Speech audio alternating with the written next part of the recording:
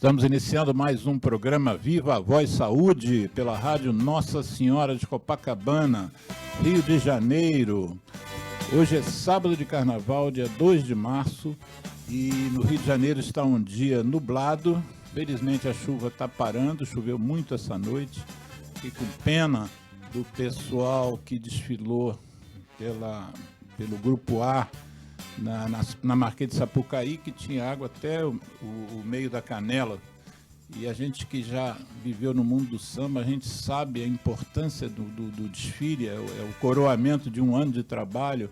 E infelizmente o desfile foi adiado de 8, 9 horas da noite, passou para as 23, e aparentemente eu vi boa parte do desfile, correu tudo bem.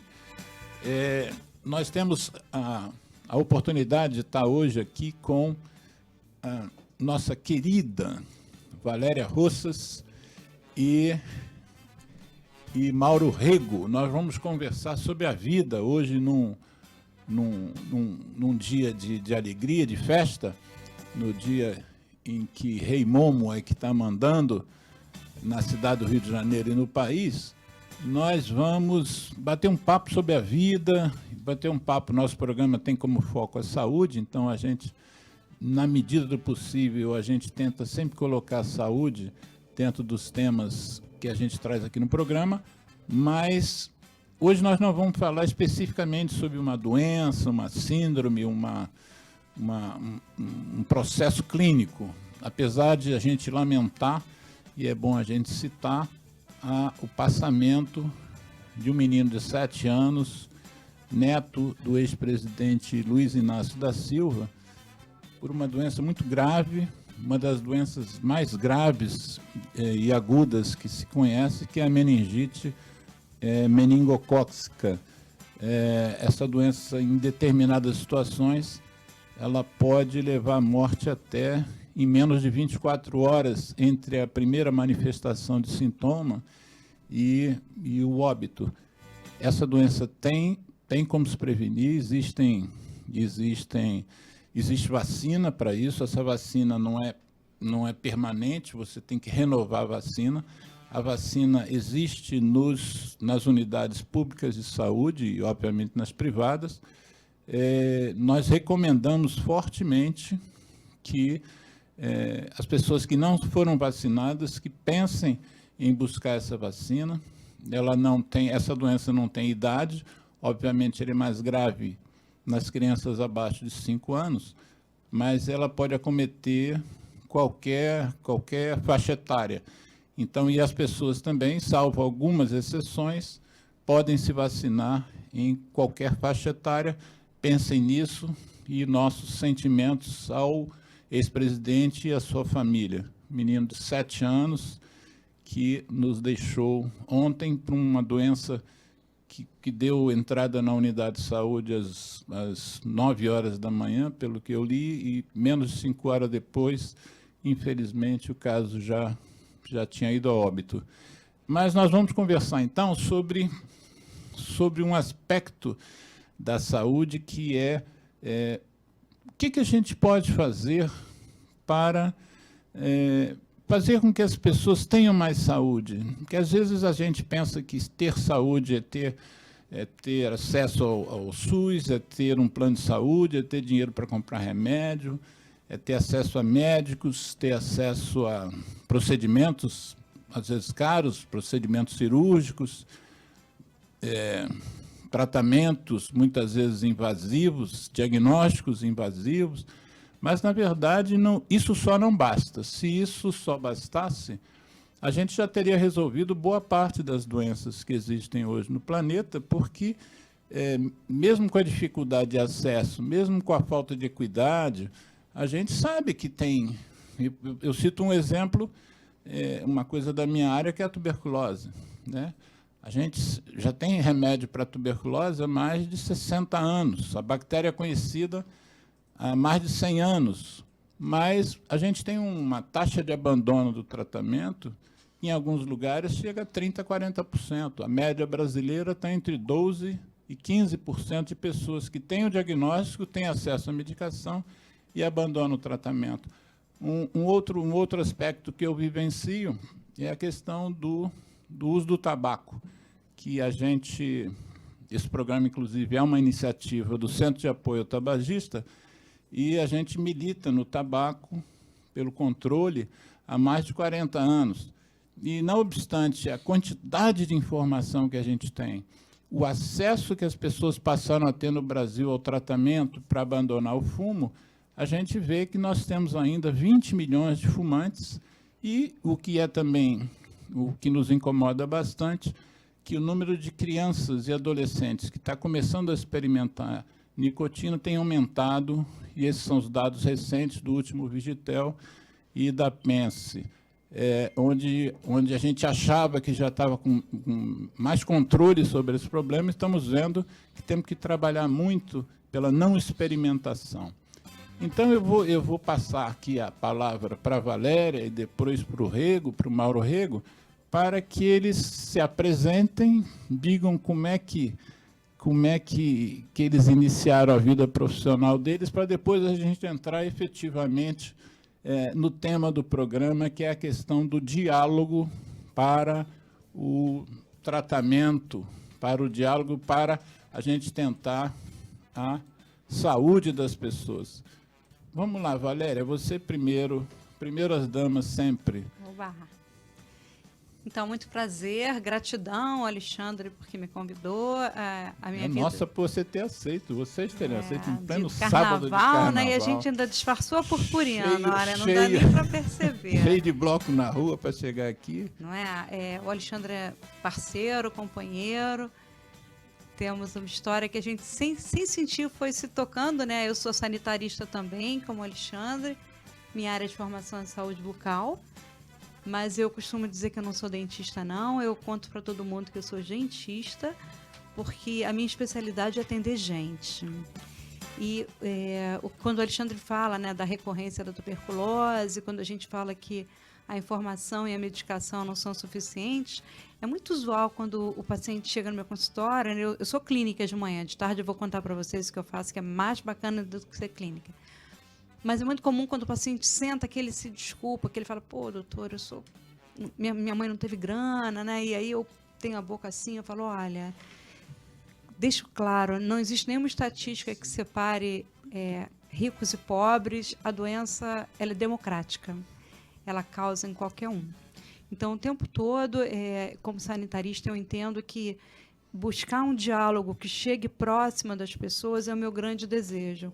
O Alexandre fala isso com muita clareza, né? Se você fizer uma enquete e perguntar o que você precisa para ter saúde, lamentavelmente as pessoas vão dizer que são hospitais e ambulâncias. E a gente sabe que ambulância e hospital é plano de doença, não é plano de saúde, né? Essa semana eu estive numa empresa falando sobre saúde ligada às doenças sexualmente transmissíveis. Minto, as infecções sexualmente transmissíveis, ISTs. Né? Exatamente, né? Careta, né? Usei a sigla antiga. E eu falei que se eu tivesse um plano de saúde que eu pudesse coordenar, Alexandre, eu daria um instrumento mágico para essas pessoas. Daria um espelho. Porque eu acho que o grande barato de quando a gente quer ter saúde é a gente pensar o que a gente pode fazer por a gente mesmo. Então, eu contei que de manhã eu sou clínica. Eu acho que eu sou uma clínica bastante diferenciada, né? Eu acho que o meu grande desejo é trabalhar a multiplicação do conhecimento, é buscar autonomia, é falar para o paciente, você é capaz, você é poderoso, você é potente, e você é que vai cuidar de você. A minha função é mediar, mas o tratamento final, o resultado bacana, ele é teu, depende de você. E de tarde, eu e o Mauro, né? O Mauro Rego, nós temos uma empresa bacana, a gente convida as pessoas para conhecerem pelo site, chama Confluência Desenvolvimento Humano. E há 2 anos lançamos um livro, depois a gente vai contar tudo para vocês. Fiquem ouvindo, porque vale a pena ouvir sobre o nosso livro. E a gente entendeu que a nossa grande contribuição para a sociedade era trabalhar os eixos da humanização. Então, o Alexandre conta que ele é militante do tabagismo, né? E nós somos militantes da humanização. Essa é a forma que melhor expressa o que o Mauro e eu temos tentado fazer, que é buscar caminhos onde o diálogo, o vínculo, a aproximação entre as pessoas e relações empáticas sejam capazes de contribuir para uma história mais feliz, uma história melhor. Essa é a Valéria Rosses. E nós vamos saber mais de você daqui a pouco, depois que o Mauro se apresentar também, porque eu conheço ainda superficialmente a formação do Mauro, e a formação dele é diferente da minha, que sou médico, e da sua, que é gentista, mas que tem na base a odontologia. Fala um pouquinho de você, Mauro. Certo, Alexandre. Boa tarde aos ouvintes da Rádio Nossa Senhora de Copacabana. Eu sou um curioso nato e quando você pediu a formação, eu coloquei engenharia, que é de fato aquilo que a legislação permite, mas eu sou, na verdade, um educador, sou um arte-educador, né? E sempre fui muito curioso sobre a questão da saúde. Quando eu fiquei mais próximo da Valéria e nós nos tornamos um casal, ela foi me ensinando os conceitos da saúde coletiva e eu pude lembrar que ainda na escola, no antigo ginásio, enfim, eu aprendi sobre saúde e lá dizia saúde é o bem-estar físico, psicológico, completo, e é toda uma visão ideal, né? Quando você tiver uma boa alimentação, dormir bem, tiver um saneamento, tiver uma saúde psicológica, você estará com saúde. E o que a Valéria me trouxe, e é isso que o livro traz com centralidade, ela já expressou, é assim, saúde é o que você pode fazer por você mesmo. A potência está em todos os seres humanos, mesmo que eles estejam numa condição física muito adversa, ele pode superar isso se ele tiver reconhecimento e autoescuta. Ele precisa ser, às vezes, ajudado, claro, pela ciência, pelos serviços de saúde, mas ele pode superar essas dificuldades se houver, principalmente, uma conexão com ele próprio. E é disso. E ela, como faz dessa prática uma forma clínica de acontecer, que é muito surpreendente, né? Ela sempre contou dos pacientes, mas ela não conta do caso do dente. Ela me conta de que tal pessoa casou, tal pessoa passou no vestibular, tal pessoa teve neném depois de tentar algumas vezes. Então, são realmente... Não é só o dente. Não é só o dente, são pessoas, né? E pessoas em seus diferentes estágios, né? Algumas enfrentando dificuldades, algumas vezes conseguem superar aquilo que quem está de fora acha que seria inviável, né? E isso me tornou, na verdade, para o livro, eu sou uma espécie de escriba, eu escutei as histórias, depois eu ajudei a escrevê-las. Deixa eu ler o título aqui do livro. O livro, então, que foi escrito a duas mãos, né? Valéria Rosses e Mauro Lopes Rego. E o título do livro é Conversa e Cura, Desafiando e Desfiando Histórias. A editora é Quiron, né? E Conversa e Cura, Desafiando e Desfiando Histórias. O que significa esse título? Porque tem duas questões. Uma é a conversa e cura e a outra é o desafiando e desfiando histórias. Tá? Podem escolher qual dos dois eu falava. Os dois eu quero ouvir dos dois. É a premissa de que a partir da troca, a partir da interlocução, da intersubjetividade, é possível alcançar a cura, né? O sentido de bem-estar global e não por uma premissa externa, mas pelo conhecimento, pelo reconhecimento e o abraço dado àquele que está buscando a saúde. E quando vocês dizem desafiando e desfiando histórias, como complemento do título, você quer dizer o que, Valéria, com isso? Então, é porque quem for ler o livro vai ver que a gente conta histórias que têm premissas. Se você é da área de saúde, você vai perceber claramente que todas elas dialogam fortemente com os eixos da humanização. E quando a gente fala de desafiar e desfiar a história, desfiar é contar por vários ângulos, né? Desfiar, né? A avó da gente desfiava os fios, né? E desafiar é você lidar com a dificuldade, com o obstáculo. Não são histórias de sucesso. Nem todas, pelo menos. Não. São histórias que os caminhos foram buscados numa perspectiva de chegar a um lugar melhor. Né? Essa semana a gente estava falando sobre uma história, eu tenho atendido muitos pacientes. Eu faço parte entrei por um grande acaso para um grupo de mães com filhos com síndrome de Down. Estou apaixonada neles, estou apaixonada, assim, eu nunca vi mães tão presentes. Eu conto aqui que eu comecei minha vida na pediatria e eu confesso que eu larguei a pediatria por causa das mães. Porque eu não via uma participação das mães, não via um interesse, uma interface das mães com as crianças, e era ruim. E eu comecei a entender que, em respeito às crianças, eu tinha que largar a pediatria.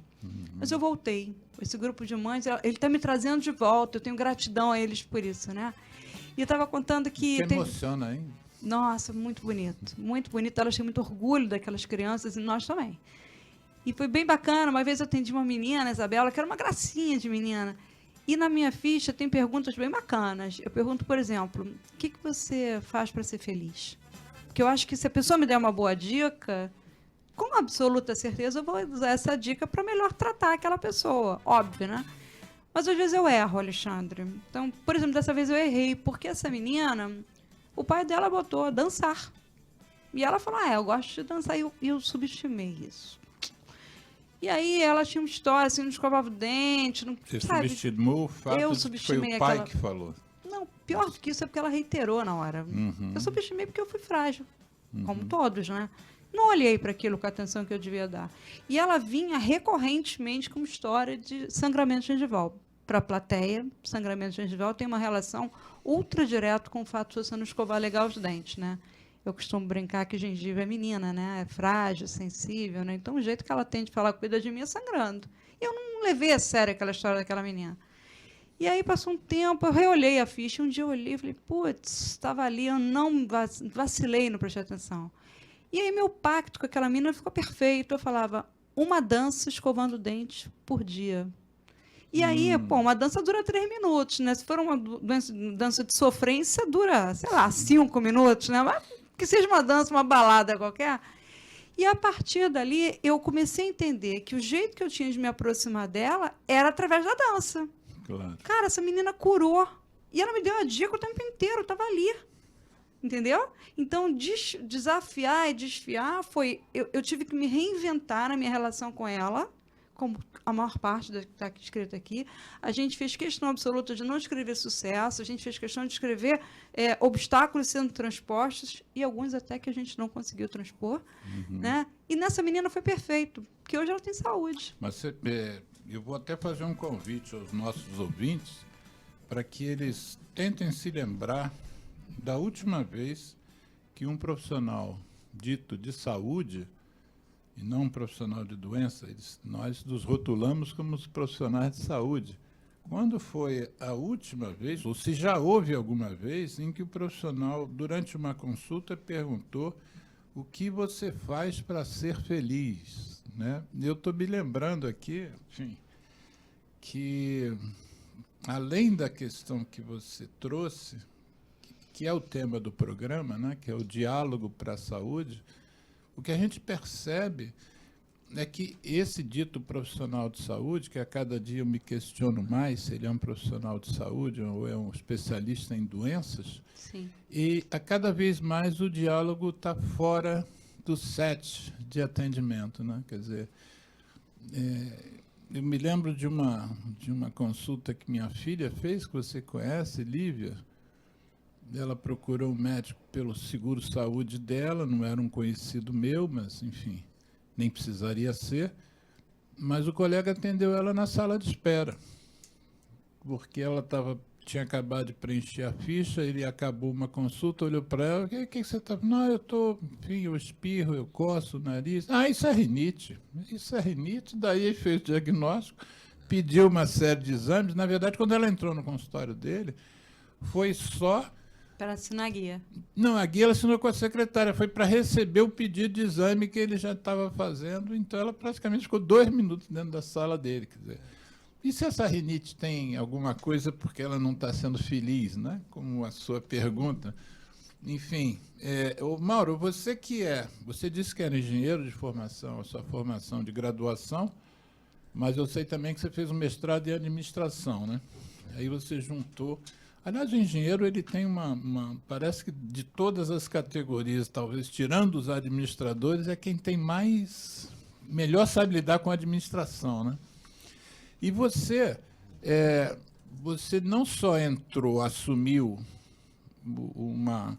uma parceria com a Valéria nessa área, mesmo sem ser da área de saúde, mas você cria coisas também. Como é que você, sem ser da área da saúde, faz parte desse processo? Que tipo de coisas você percebeu que precisavam ser feitas para que se atingisse o objetivo maior, que é se encontrar com a própria saúde? Isso vem de uma experiência pessoal relacionada à busca da saúde já na juventude e que me fez começar a comparar aquilo que se pode fazer individualmente, às vezes até através da cultura popular, através de chás, através de respiração, de meditação, principalmente de alimentação, que há grandes teóricos. Para explicar bem rapidamente, quando jovem eu fui macrobiótico. E o macrobiótico tem aquela premissa de que a alimentação, a concentração de cereais, o equilíbrio do yin e do yang vai levá-lo à saúde.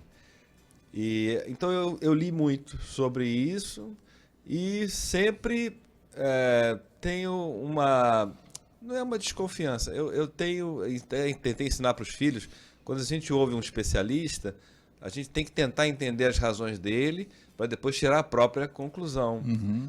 E, por exemplo, eu sou um leitor de bulas. Quando alguém me receita alguma coisa, eu vou ler a bula e aí por ali algumas coisas, eu não sou muito ortodoxo, também não sou médico, não posso recomendar que as pessoas não sigam as orientações médicas. Mas é claro que algumas coisas eu tomei para você decisões pessoalmente individuais. E isso eu classifico como a busca da cura, da autonomia, da saúde, é um desafio para qualquer pessoa, né? Uhum. E o que acontece quando a gente vai a um especialista, quando a gente tem algum problema, é um desafio a mais, às vezes, para conversar com essa pessoa que, como você já lembrou, às vezes lida com o paciente de uma forma indiferenciada, simplista, e até, algumas vezes, com autoridade. Não, eu estudei, eu sei o que eu estou dizendo e tal. E uma vez eu até, com um diálogo com um médico, ele disse assim, mas eu estudei, eu sei o que eu estou falando. E eu disse para ele, não, mas o que não impede que eu pergunte, porque eu quero saber. E muitos médicos se sentem ameaçados com as perguntas, né? Muitos. Aí as pessoas que foram estudar saúde coletiva falam do complexo industrial, farmacêutico, enfim, que é um assunto que eu não domino, mas que aqui de fora eu digo, olha, há grandes sistemas, grandes laboratórios, grandes investimentos em pesquisa e o cidadão, o ser humano, ele precisa estar atento, porque há remédios que entram na moda, e há textos, eu não vou falar porque eu não sou um especialista, não posso dizer, mas Mas você pode dizer o que você acha, sem ser especialista. O que eu acho é que todo mundo tem que ficar atento e forte, porque precisa entender os processos, às vezes evitar determinados medicamentos, evitar determinadas drogas. Eu me consultei muito com homeopatia, e na verdade, assim, em relação à formação, eu sempre fui eu sou meio híbrido. Eu tenho uma formação exata, uma apreciação, um apreço pela matemática, mas a arte, a cultura e as humanidades também sempre me atraíram. Então, daqui a pouco você vai falar sobre esse teu lado que você já citou de educador, mas que aí você também entra, né, Valéria? Você também tem não só no consultório, não só na sua área de odontologia, mas também nesse trabalho que vocês fazem juntos. A educação entra de uma forma muito... Eu vi algumas coisas que vocês produziram, acessei o site de vocês, entra às vezes de uma forma muito lúdica, né? Quando você deu o endereço aqui para as pessoas procurarem, para saber mais, é confluência de desenvolvimento para o desenvolvimento humano. Confluência, o site? Não, o site eu vou dar depois, mas o grupo chama Desenvolvimento Confluência Desenvolvimento Humano. O que objetiva esse trabalho de vocês? O que é que exatamente vocês fazem? Então, depois a gente dá o site. Não, isso não Vamos estimular as pessoas a ter curiosidades. Confluir é olhar e recair no mesmo ponto. O Mauro me levou para a educação e eu trouxe o Mauro para a saúde. Então, através da ludicidade e da criatividade, o nosso objetivo é startar a busca do eu, porque eu só posso ser nós depois que eu for eu. Então, a gente tem estações lúdicas em que a gente trabalha, primeiro, a busca do Alexandre com Alexandre, para a partir dali eu poder me perceber como nós e, finalmente, eu numa rede, numa sociedade. Então, a gente tem feito muitos trabalhos, a gente faz oficinas, a gente dá curso. Eu também levei isso fortemente lá para o consultório, você sabe disso, né? Minha sala de espera é tão curiosa, a sala de espera de quem acredita, quem é gentil, chegou a mim, porque muitas vezes o paciente chega e fala, tu não está marcado hoje. Ele fala assim, pô, mas estava ruim lá em casa, eu vim para cá, posso ficar? E aí a gente começou a fazer, né, através o Mauro, ele chegou na minha vida, é como se ele tivesse me dado permissão, porque eu achava que aquilo que eu fazia era um erro, não é? Por exemplo, usar literatura, fazer trabalhos de poesia com o paciente, porque o Mauro falava para mim assim, sala de espera é o pior lugar do mundo. A pessoa está com dor, a pessoa tem medo também de não ter grana para pagar o atendimento, não é? Tem medo de ser julgada, né? Putz, vai chegar lá, o doutor vai me criticar porque eu não fiz isso, aquilo. Eu criei uma frase que me ajuda pra caramba. Roberto Carlos me ajudou muito. Roberto Carlos, o rei? O rei. Porque quando o paciente começa a ficar naquele mimimi do que eu não fiz, eu falo, ó, aqui eu uso o Robertão. Daqui pra frente vai ser diferente. O que você não fez, não fez. Vamos olhar porque olhar para trás é perder tempo. Claro. Né? Pô, é uma crueldade. Então, olha para frente, vamos ver até onde a gente vai chegar. Isso. Então, pela confluência, a gente começou a ser chamado. Aí, para trabalhar, por exemplo, a gente já fez muitos trabalhos junto com a Abrasco, com a Fiocruz, né? Os congressos que dialogam com a questão da saúde coletiva. A gente não falou, mas a gente tem uma história do Brasil. Né? O Mauro já morou em vários estados do Brasil, e eu, como sanitarista, como a saúde coletiva olha a saúde bucal e fala que a pior situação de saúde bucal está no norte, não é? Roraima, Rondônia, Acre, Amapá, Amazonas, viraram o berço do meu trabalho. E eu descobria que o mesmo diálogo que eu tenho com uma população ribeirinha, eu posso ter com a população ribeirinha da Nossa Senhora de Copacabana. Porque as deficiências, as dúvidas e a necessidade de uma retomada são muito parecidos. Né? E aí, por conta dessa história da gente, dessa trajetória do Brasil, e que foi longa, né? Um quarto de século. A gente ficou 25 anos trabalhando nessa história de que anda pelo Brasil e vê como é que pode ser sua contribuição, tanto a minha quanto do Mauro, em posições diferentes. Ele era gestor. Vocês, inclusive, trabalharam no Sistema S, não foi? No Sistema S, sim. Eu, 24 anos, e o Mauro, 24 também, né? Foi no SESI. A gente era SESC. Não é? E foi bacana. O SESC deu para mim de presente a chance de conhecer um país invisível. Não é? Eu acho que através do SESC eu entendi a invisibilidade social. Ele foi muito rico para mim, né? Fala um pouquinho mais sobre isso. Que país você descobriu que você não via antes? Então, que a gente não vê, talvez? Nos últimos 10 anos, 12 anos, a gente foi convocada a fazer um trabalho levando a saúde bucal onde ela não existia.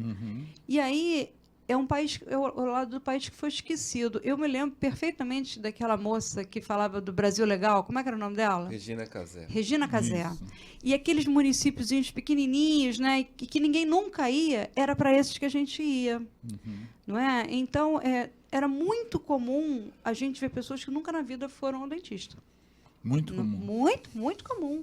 Pessoas de que idade que nunca tinham ido ao dentista? Todas, da criança ao velho.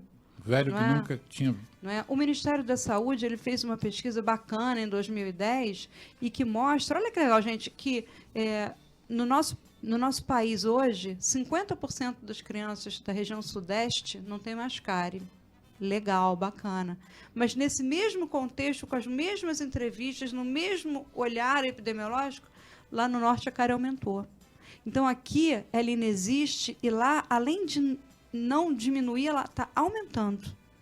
Né? E por que está aumentando? Só porque não tem dentista?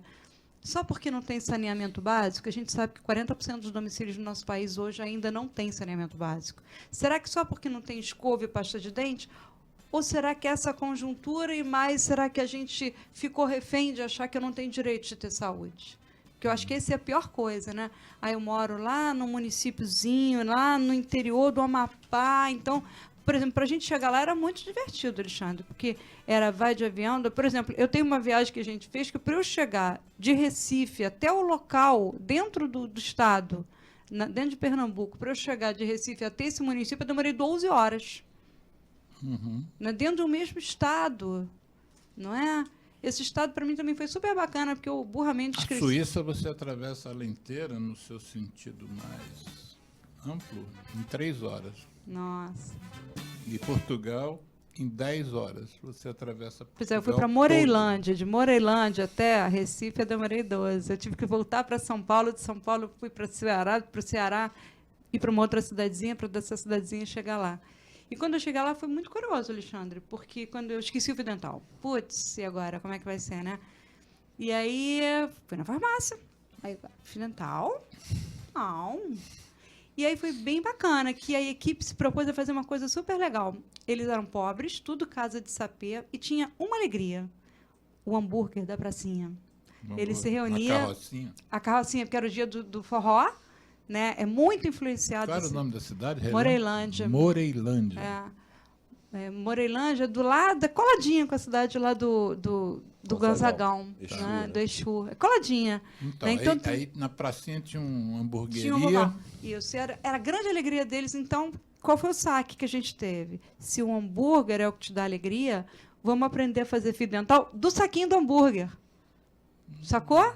E aí a gente começou a fazer oficinas para ensinar eles. É só esticar bastante, arredondar assim, e rola um fio dental. É plástico, né? É plástico. E olha que legal, em vez de ser, podia ser o plástico do mercado, podia ser o plástico... Não, vamos fazer o plástico de alguma coisa que te dá prazer.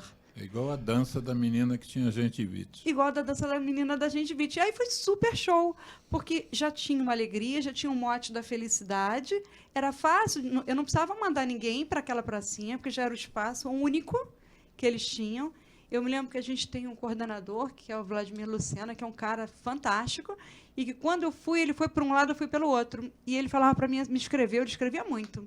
E aí, nesse dia, ele me escreveu só uma frase no WhatsApp. Ele falou assim, vem logo. Como se eu chegar fosse fazer a diferença. E que nunca ia fazer. Entendeu? Moreilândia. Moreilândia. Mas a minha vida é recheada de Moreilândia. Eu tenho muitos municípios. Interessante que, além de você não ter de lá acesso nem à odontologia, não tem acesso nem ao fio dental tradicional, você também vê que é um local que a grande alegria é ficar num local que vende hambúrguer, né? Isso já mostra também uma diferença. A gente que vive numa cidade como o Rio de Janeiro, né?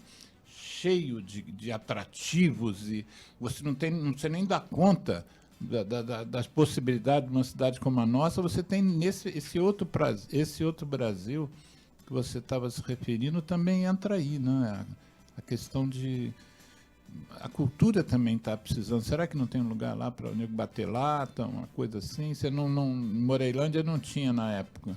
Eu estava vendo uma matéria ontem no Globo News sobre Carnaval de Cidade do Interior, e acho que é Paraitinga, no interior, São José do Paraitinga, no interior de São Paulo, uma cidade pequena, mas com a vida cultural efervescente, né? E mesmo no Nordeste tem muitos locais com vida cultural efervescente. Vocês que têm essa vivência de Brasil, dá para juntar isso? Quanto pior a saúde, menos cultura também tem? Acho que o Mauro podia contar um pouquinho a história dele do Acre, que foi um período Então, longo conta. que ele foi morador do Acre, né?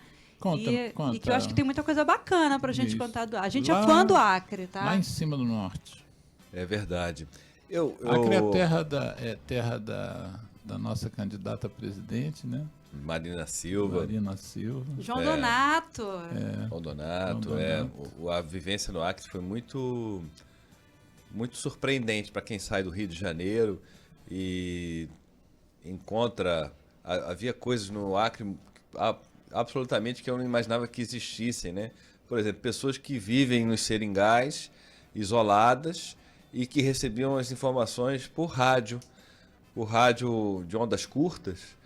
E aquelas informações eram uma espécie de jornal, era o WhatsApp da época, ou seja, por ali se dizia: fulano, do seringal tal, a sua esposa está aqui internada em Rio Branco, mas ela manda dizer que está tudo bem. No rádio? Pelo rádio chegava as informações às famílias isoladas. E por vezes no atendimento do SESC, havia pessoas que tinham caminhado dias para chegar à capital e que você percebia pela linguagem, pelas vestimentas, que eram pessoas que estavam em outros universos, absolutamente distintos, né? Mas, além disso, desse convívio com o diferente, né? Porque quando a gente sai do Rio de Janeiro, quem mora no Rio acha que está no centro do mundo, né? Uma cidade fantástica, com tantas ofertas, né? Aí, quando alguém sai, alguém pergunta: por que você vai fazer em outro lugar? E o diferente é que mais me acrescentou, me enriqueceu, né? Tanto nesses exemplos simples, como também nos cidadãos urbanos, todos os falares, a forma de se alimentar, toda a cultura e toda a história do Acre, que a história é uma história de dureza, de conquista, né? de incorporação de um território ao Brasil por força dos acreanos, né? Mas se você permitir, Alexandre, eu gostaria de voltar a um tema... Permissão concedida, não sei o que é, mas a permissão está dada. É porque você fez uma pergunta que uniu, de fato, a saúde com a educação, que é: por que eu me interessei por educação? A educação que a gente se acostumou a ver é uma que pega um ser e meio que obriga ele a aprender determinadas coisas. Uhum. E todo esse esforço é feito contra ou apesar da vontade daquela pessoa, né? Das inclinações. Às vezes até a cantar o hino. Até cantar o hino, e outros, como se a forma correspondesse, fosse por ela própria incluir um conteúdo, que é o amor à pátria. Não, se você rezar o hino, se você cantar o hino, você vai ter amor à pátria. E quando deveria ser o inverso, né? Uhum. Assim, e é exatamente disso que a gente trata quando eu quis trabalhar com educação, é parar de ver o jovem como alguém que você vai encher de coisas. Informação. Começar a ver aquele jovem ou aquela pessoa, que a gente pode se educar a vida inteira, como alguém que tem muita contribuição a dar e que você tem que fazer pedir, perguntar, estimular e dar força. É como uma inversão de fluxo. Uhum. É assim, a potência está na pessoa. O que o professor, o mestre, o educador tem que fazer assim, é perguntar: o que você tem, o que você pode dar, o que você quer fazer, onde você quer ir. E isso tem uma afinidade... Não, e juntando com a história da menina da gengivite, o que você gosta? O que você gosta, o que te dá, o que te faz viver mais, né? Não é só viver mais tempo, mas é viver, estar pleno, né? E isso tem essa afinidade com o trabalho para a saúde também. Não é uma condição física que vai me dar a alegria. O que vai me dar alegria é aquilo que eu sei, aquilo que eu trago internamente como sonho, como desejo, como proposta, como pulsão vital. E por isso... Isso, te interrompendo muito rapidamente, mas isso reforça o nome do programa, que aliás o nome do programa foi dado pela Valéria, não por mim, que é a questão do diálogo. Isso que você está trazendo, você dá chance a que a pessoa manifeste todos esses conteúdos que ela tem só com diálogo, né? Se você também desse um pedaço de papel, uma folha de papel para ela preencher dizendo as coisas, também não é a mesma coisa. Não, né? não é. Que não é no olho do olho, né? A menina teve que dizer: eu gosto de dança. Mas e aí você não olhou no olho dela, provavelmente, você não percebeu o brilho naquele momento. Mas Por eu isso passei na que- segunda época, Não, deixo na segunda, claro, claro, gente, não, ó, você já ouça aí, explicou. o pessoal da rádio, pra Nossa Senhora de recuperação Copacabana, Você já passei. explicou muito bem. Mas é porque, às vezes, se a gente não acreditar nesse processo, esse processo fica falso. É como aquela pessoa que te atende mecanicamente numa loja, por exemplo. Ela faz aquilo que ela foi treinada. Olha, você tem que responder dessa forma. Você percebe que ela não está com interesse nenhum por você, mas ela foi treinada para dar aquela resposta. Quer dizer, mais do que as perguntas, tem que haver a empatia, né, com o outro, que eu acho que é o que vocês dois mais fazem de bem. Essa é a intenção. É serem empáticos para, a partir daí, começar um processo, né, uma relação efetivamente. E também entender que cada pessoa tem o seu respectivo processo, que às vezes o mesmo vendedor, como você deu o exemplo, ele está de mau humor o ano inteiro, mas no final do ano você consegue uma atenção, consegue um sorriso, consegue uma explosão de espontaneidade e esse investimento é que vai tornar tudo diferente. Isso, né?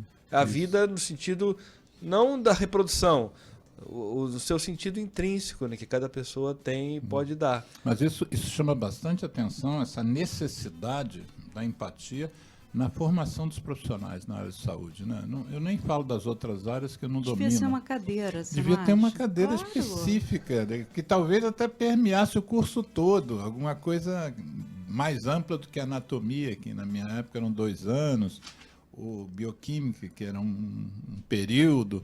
Enfim, eu acho que esse tipo de humanização na relação a gente poderia conquistar, porque eu vejo uma... Eu trabalho trabalhava no hospital, mas tinha outras ações, porque o salário só com um emprego não era suficiente para manter, para pagar universidade para filho. Eu tive que trabalhar em alguns lugares. Um dos lugares que eu trabalhei, sempre final de semana, foi no SAMU. E uma das coisas curiosas no SAMU é que há uma quantidade enorme de demandas para pessoas em síncope. São aquelas descrições que os parentes fazem por telefone, dizendo que fulano, o ente querido dela, está desmaiado. Isso é muito comum, muito mais talvez do que as pessoas pensem. E essas síncopes têm vários motivos. Um pode ser exatamente um pré-óbito, né? Você infartou e dormindo, o familiar nem percebe que a pessoa já foi para o outro plano, mas tem casos muito frequentes de desmaios mesmo. Quando você vai ver as causas de desmaio, com frequência tem 2 fenômenos. Um é o açúcar que baixa, a hipoglicemia, e outro é a hipertensão arterial ou a hipotensão arterial. Mas aí quando você começa a esmiuçar por como é que se deu aquilo, você vai perceber que o indivíduo era diabético, não tratava do diabetes direito, mas tinha os remédios dentro da gaveta. Ou seja, já tinha havido um investimento do Estado ou dele próprio no estabelecimento do diagnóstico. O diagnóstico tinha sido feito, o tratamento tinha sido instituído, isso também é um investimento, teve consulta, teve exame de sangue, teve raio-x, teve eletro, teve um monte de coisa, o diagnóstico foi feito, o tratamento foi instituído, mas o indivíduo não tomou o remédio. E isso, se a gente... Não existe essa conta. Eu já fiz uma pesquisa ampla, levei uma vez, eu me lembro que eu ficava muito sensibilizado com essa história, levei mais de 6 meses pesquisando isso, tem muito pouco material que demonstre o custo que é do indivíduo, por exemplo, não fazer o tratamento. Por exemplo, em tuberculose isso está bem estudado, porque a bactéria, quando você não faz o tratamento, começa a fazer e para, a bactéria sofre uma mutação e fica resistente àqueles remédios do início do tratamento. Mas há casos, por exemplo, em relação a um paciente diabético, há casos de óbito, porque você não fez o tratamento. E aí é que eu te pergunto a vocês, pela experiência de vocês, para o indivíduo fazer o tratamento, é preciso o quê? É preciso que você, por exemplo, o convença de quê? E aí você falou em duas coisas. Você citou aqui, Valéria, que o indivíduo, você percebeu que ele não tinha direito a ter saúde. Isso me chamou muito a atenção, porque normalmente a gente faz um discurso de que o governo não dá saúde para o paciente, que é real, né? O acesso é complicado, o investimento o Sistema Único de Saúde é subfinanciado. Mas o que é isso de você achar que não tem direito à saúde? E aí você pode, inclusive, exemplificando, você não toma remédio. Como é que eu vou ter saúde? Eu não tenho direito a ter saúde, para como é que eu posso tomar remédio? O que você, nessas andanças todas pelo Brasil e de vida, o que faz uma pessoa, ao seu ver, achar que não tem direito a ter saúde? Então, eu vou responder rápido, mas falando várias coisas. Primeiro, quando a gente escreveu o livro, inicialmente a gente ia fazer um livro para profissionais de saúde. Eu comecei a fazer o livro. Aí eu fiquei pensando, meu Deus, tem milhares das bibliotecas, não é? Tem uma associação super bacana, né, que é a Abrasco, né? Então, eu descobri que, primeiro, que quem precisava entender o contexto da saúde coletiva não era o profissional de saúde, era o paciente. Ou pelo menos não só o profissional de saúde. O profissional de saúde, acho que a academia estava dando conta. Eu ia ser mais uma para falar. Né? Mas eu acho que quando o paciente saca que ele tem um papel dentro desse processo, ele passa até a cobrar melhor. Entendeu? Outra coisa, Alexandre, não sei se você concorda, a gente estuda bastante quando a gente faz saúde coletiva, né? A diferença de assistência para atenção, não é? Assistir é fazer para alguém. E que eu acho que a história da gente na saúde foi sempre assim, né? Um sistema assistencial. E eu não acho que esse sistema deu certo, porque a assistência é isso. Eu fiz o exame, eu atendi o paciente, eu dei o remédio, e isso não teve a efetividade que eu queria, concorda? Nessa tua equação aí, né? Exame, mais medicação, mais uma aproximação, ela não deu certo. Então, eu acho que só dá certo se eu envolvo, que é difícil pra caramba, porque essa equação, ela está há séculos no poder, né? Ela está vigente, está nos outdoors do mundo, né? Então, a gente aprende que para eu estar com saúde, eu preciso de um profissional, e de tudo isso que você falou. E aí, gera um desconforto no paciente e nas pessoas. Entender que eu faço parte desse processo da cura. Hoje, quando a gente apresentou essa proposta desse tema para o Alexandre, ele tinha um finalzinho, né? Que é o diálogo como fio condutor da saúde e da cura. Né? E aí eu falei, Alexandre, para o WhatsApp, eu falei, Alexandre, tira a cura, porque tem muito médico que assiste, acha que a cura é um poder do médico. Eu não acho. Entendeu? Eu acho que o médico ele é essencial, mas sozinho ele não cura ninguém. Não é? Por que a minha medicação funciona tão bem e não funciona tão mal no outro? Será que é só o sistema imunológico? Será que é só o organismo, as células, ou será que tem mais alguma coisa? Então, eu acho que incomoda um pouco o paciente quando a gente fala assim, olha, você tem um papel de se corresponsabilizar pela sua saúde. Qual vai ser o seu papel? Às vezes é super simples e parece até bobo, né? Eu fiz um curso na PUC que a gente fotografava situações de saúde com a comunidade da Rocinha, né? E que, a partir dessas fotos, por exemplo, na tuberculose, a forma que a gente teve, a gente sabe que tuberculose na Rocinha é 5 vezes mais tuberculose que no resto do país. Né? Não sei se esses números mudaram, mas se mudou foi de 5 para 4. Não, né? Mais ainda. Imagina, mais. Fui boazinha, né? E aí a gente entendeu Brasil lá na Rocinha tá que... 35 por 100 mil e na Rocinha 300 por 100 mil. Qual foi o caminho? Já que a gente sabe que o bacilo gosta do escurinho, gosta do úmido, né? Foi fotografar os becos. E mostrar os becos com as pessoas da família, para falar, meu Deus, meu filho passa nesse beco, meu filho está ali, então eu não vou mais deixar ele ficar ali, se eu não quero que meu filho tenha tuberculose. Não adianta botar 10 vezes mais a quantidade de medicamento no posto e triplicar a estratégia de saúde da família ali. Não era isso que ia resolver.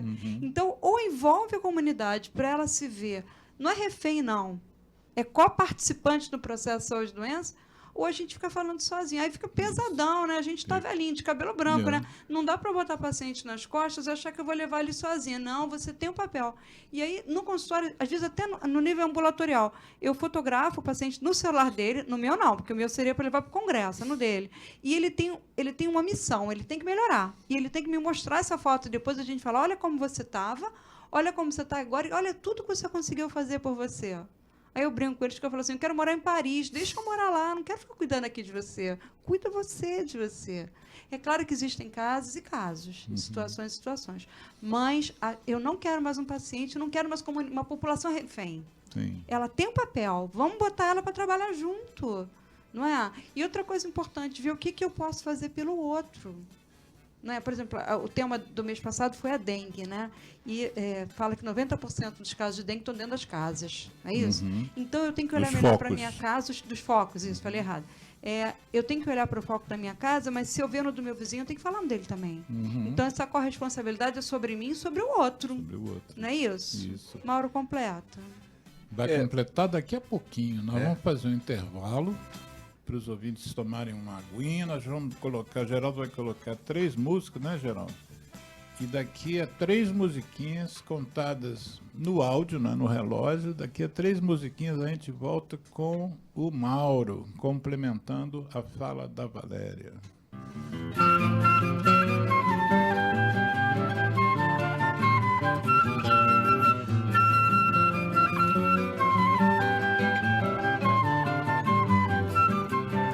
Eu sou fumante à luz do sol e do neon. Quem não gosta de cigarro desconhece o que é bom. Para tosse também não sabe que a bronquite infernal, juntamente com pigarro, são meu charme matinal.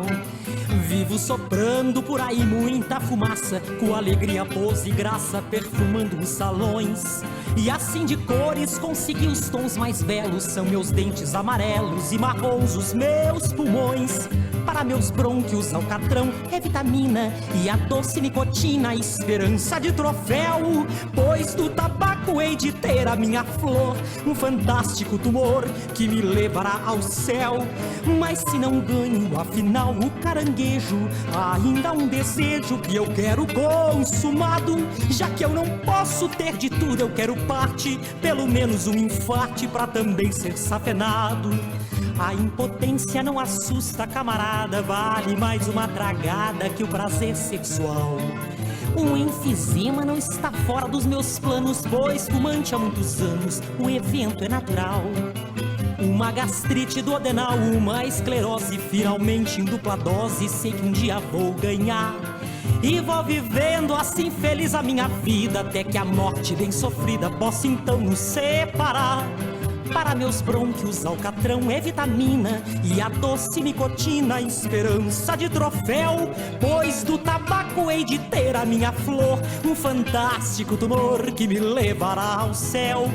Mas se não ganho, afinal, o caranguejo, ainda há um desejo que eu quero consumado. Já que eu não posso ter de tudo, eu quero parte, pelo menos um infarte pra também ser safenado. A impotência não assusta, camarada, vale mais uma tragada que o prazer sexual. Um enfisema não está fora dos meus planos, pois fumante há muitos anos, o evento é natural. Uma gastrite duodenal, uma esclerose, finalmente em dupla dose, sei que um dia vou ganhar. E vou vivendo assim feliz a minha vida, até que a morte bem sofrida possa então nos separar.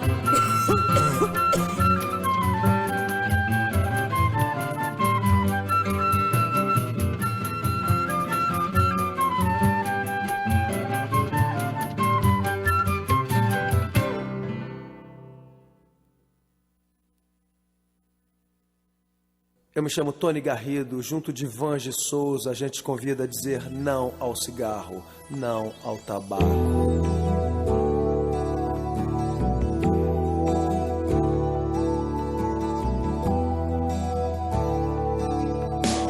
Em meio ao caos da fumaça, de tantos carros e chaminés, somado ao ar já pesado, cigarros, charutos e narguilés.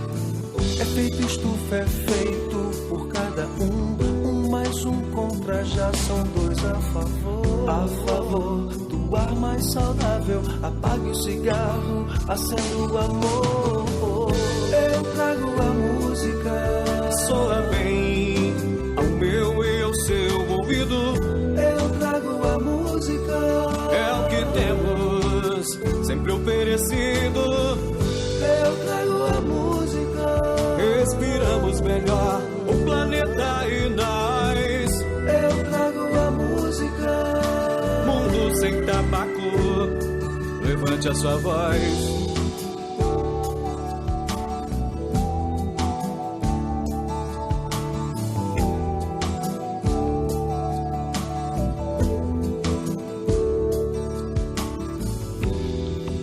Eu trago a música, soa bem ao meu e ao seu ouvido.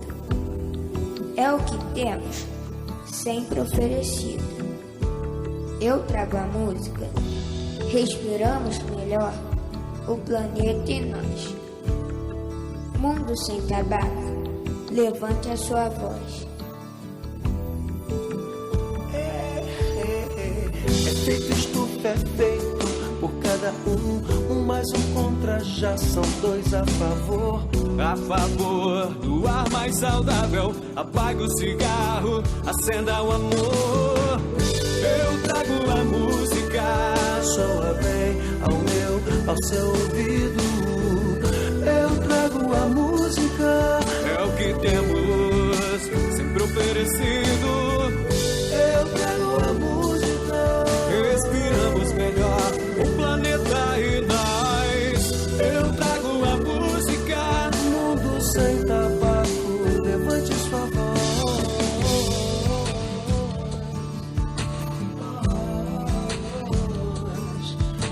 Levante a sua voz. Levante a sua voz. Eu trago a música. Respiramos melhor o planeta e nós. Eu trago a música. Mundo sem tabaco, levante a sua voz.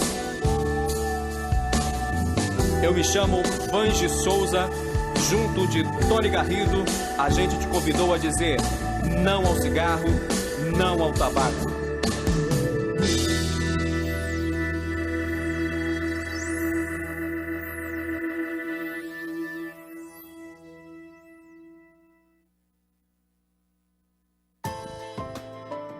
Você está sintonizado na 98,7 FM. Rádio Nossa Senhora de Copacabana. A onda que chega ao seu coração.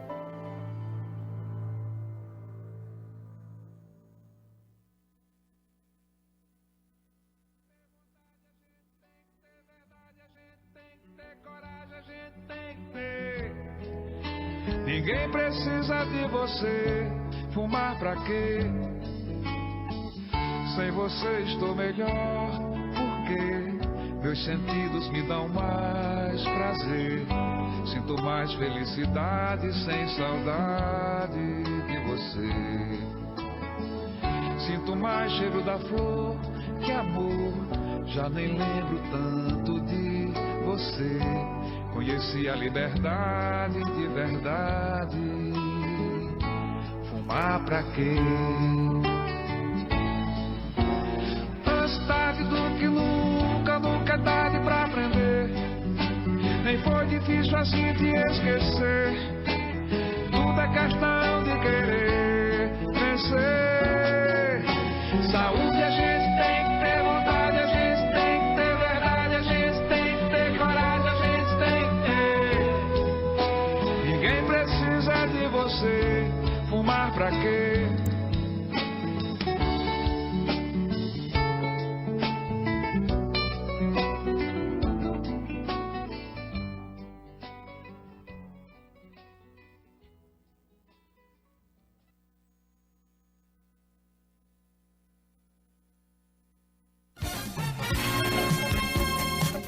ZYU 201, Associação Comunitária Nossa Senhora de Copacabana, 98,7 FM, Rua Hilário de Gouveia, 36, nono andar, Copacabana, Rio de Janeiro. Telefone 3649-3411. E-mail estudionsc@gmail.com.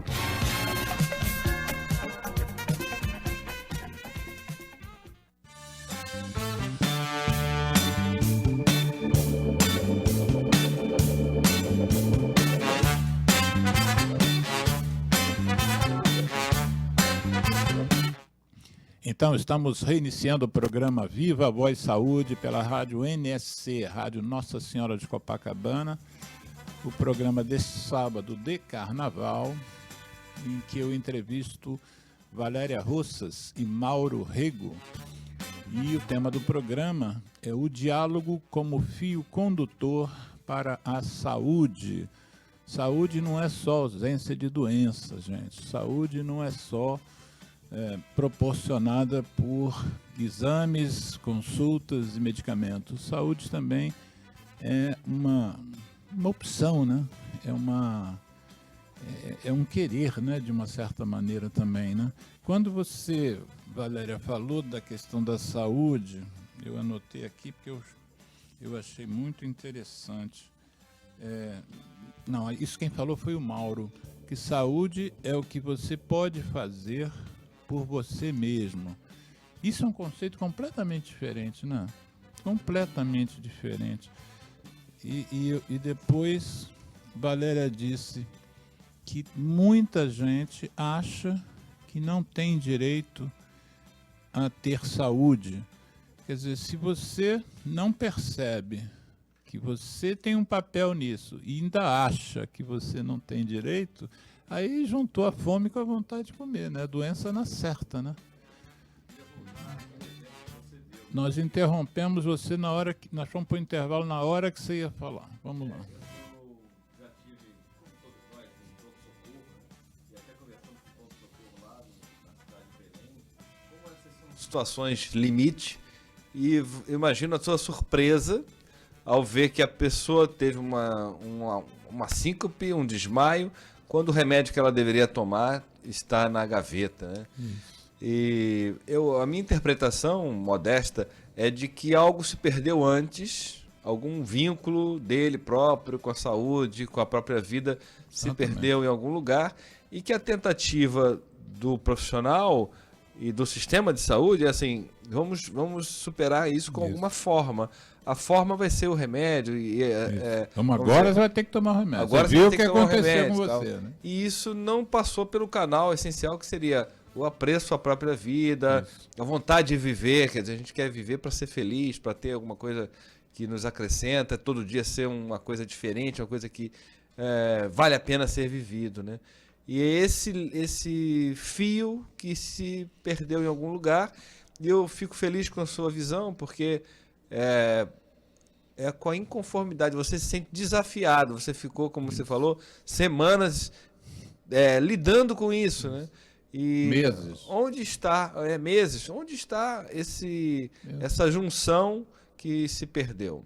E Mauro, você sabe que agora você me fez lembrar de uma coisa, que eu estava num evento sobre tabagismo que foi produzido pelo Instituto Nacional do Câncer, e vários palestrantes tiveram lá o seu espaço, e teve um palestrante que foi falar de um tema. Você pensa assim, você está no INCA discutindo tabaco e falando sobre coisas ligadas ao tabaco, como por que é importante não ter aditivo no fumo, né? Por que é bom que as crianças não comecem a fumar, e como é que são as campanhas que as indústrias fazem. Está focado no trabalho, no tabaco. E aí vem um dos palestrantes, que é do INCA, cujo tema de mestrado dele foi esse, a importância da felicidade. E ele fez uma palestra, acho que de 30 minutos, mas do jeito que ele nos seduziu, acho que ele poderia ficar ali umas 2 horas que a gente embarcava. Ele ficou falando sobre a felicidade. Ou seja, e ele é um oncologista. Ele lida com a doença que mais, uma das que mais tem estigma ainda entre nós, né? Que a gente associa diretamente à morte. E ele diz que, ao contrário, é a oportunidade que você tem ali de trabalhar a felicidade, talvez até em cima do que você, Valéria, traduziu muito bem. A história do para trás já aconteceu. Então, se você fumou, teve câncer, se você, enfim, comeu comida muito gordurosa a vida toda, ficou obeso e aí faz um câncer de mama. Se você, enfim, nunca fez um preventivo ginecológico, apesar de ter acesso, ter direito, mas não fazia, teve um câncer de colo de útero. Enfim, Mas esquece isso e pensa agora, vamos trabalhar a felicidade na sua vida. E engraçado que uma coisa que está acontecendo como uma epidemia nos dias de hoje é o contrário, entre aspas, da felicidade, que é a depressão, né? Nós estamos vivendo um quadro global, mundial, dessa doença está tomando um vulto que a gente já vem sendo apontado há algum tempo. E eu trago aqui, às vezes, outros profissionais, por exemplo, nós estamos falando sobre obesidade aqui com um endocrinologista, e ele foi parar na depressão. E muitas das obesidades são frutos de você tentar arrumar dopamina através de um brigadeiro, um pote de sorvete. Então, a questão da felicidade, por isso que eu disse no início do programa, quando a Valéria falou para a menina, a cliente dela, que tinha gengivite, ela perguntou: o que te faz feliz? E eu me lembro que eu tive uma incursão pela medicina oriental, muito rapidamente, mas uma das questões da anamnese do médico oriental, do terapeuta oriental, é perguntar sobre o que te dá prazer. E aí ele naquela anamnese que a gente está acostumado a fazer como profissional de saúde, né? História da doença atual, a queixa principal, a história da doença atual, histórias das doenças passadas na família, histórias das doenças passadas suas e depois da família, aquele script que todo profissional de saúde está acostumado. No oriental, ele tem um espaço tão importante quanto isso, é como é que você busca a felicidade. O que você faz? Um dia, de brincadeira, eu fiz isso com um cliente, que eu já tinha uma certa intimidade, e aí comecei a fazer, eu gosto de ir para o boteco, eu vou para o boteco 6 vezes por semana, tomo umas 4 cervejas cada vez que eu vou, e tal, e tal, e tal. Então, aquilo ali era a busca de prazer dele. Quer dizer, se isso vai levar uma consequência para a saúde dele física mais tarde, ele nunca pensou nisso, nunca ninguém também conversou com ele sobre isso. Como é que vocês trabalham, que valor que vocês dão à felicidade humana? Que visão, que vocês tentam passar como busca para as pessoas? Porque eu quero que vocês falem também as coisas que vocês fazem em grupo. Porque você mencionou aqui alguns casos de consulta, vocês também... Mas quais são os projetos que vocês fazem com grupos de pessoas pelo esse Brasil afora? Quer falar? Eu acho que você devia falar do tatuoscópio, porque é a pergunta essencial.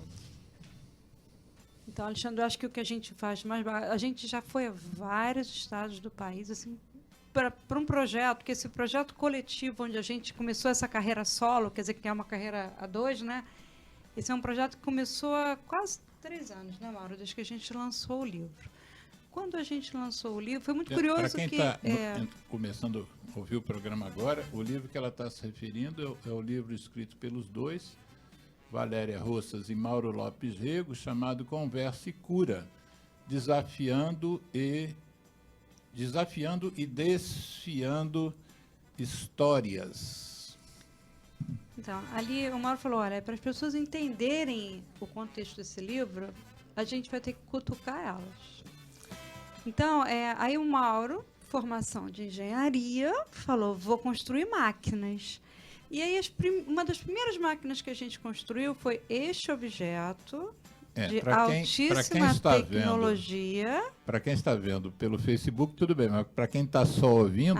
vou descrever. Descreve esse objeto. Esse objeto, ele se chama tatuoscópio.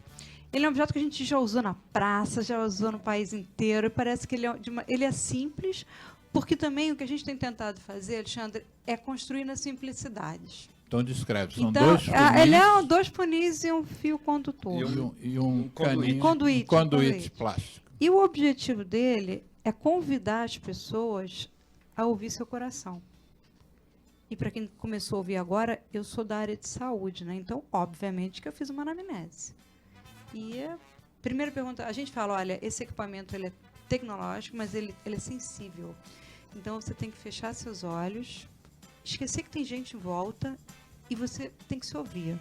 Quanto tempo você não se ouve, né? Enquanto você relata, deixa eu testar esse...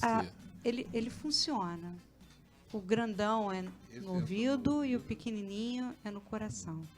E aí o Alexandre está usando e eu perguntaria, tem que fechar o olho, não vai dar muito tempo. Fechei Alexandre. o olho, fechei o olho. E a pergunta que a gente fala é assim, Alexandre, se hoje alguém te convidasse para ouvir uma música, que música seria? Uma música de amor? Uma balada? Quando você fecha o olho e vem uma pessoa muito importante que fez você ser quem é o Alexandre que você é hoje, quem é essa pessoa? E a pergunta mais importante, que ela é crucial para o tratamento, é assim, qual é o recado que o seu coração tem para te dar? Que é inadiável. Que ele é inadiável, exato. A frase que está escrita assim, qual é o recado inadiável que o seu coração tem para te dar? Então, a gente começa o tratamento da gente fazendo uma excursão interna. Vamos nos ouvir? Vamos nos perceber? Depois, assim, na realidade, o Tatoscópio ele faz parte de um projeto, de uma etapa maior, que a gente constrói identidade, né? Eu deixo de ser dentista, eu sou do cartório, e o Mauro faz perguntas importantes para as pessoas, que são, quem é você? Qual é teu nome? Uma árvore que te representa? Uma baita virtude que você acha que é a tua grande virtude? E vamos fazer essa experiência. Alexandre, uma árvore, Alexandre, que te representa. Jacarandá. Por quê? Nossa. Que me remete à minha infância, que tinha uns móveis de jacarandá na minha casa. A grande virtude que você acha que você dá para alguém, Alexandre? Virtude que eu dou para alguém? Todos nós Puxa temos. vida, virtude que eu dou para alguém. Ou uma coisa cara para a sua vida, você acha assim, poxa, esse lado meu, eu acho que é um lado importante.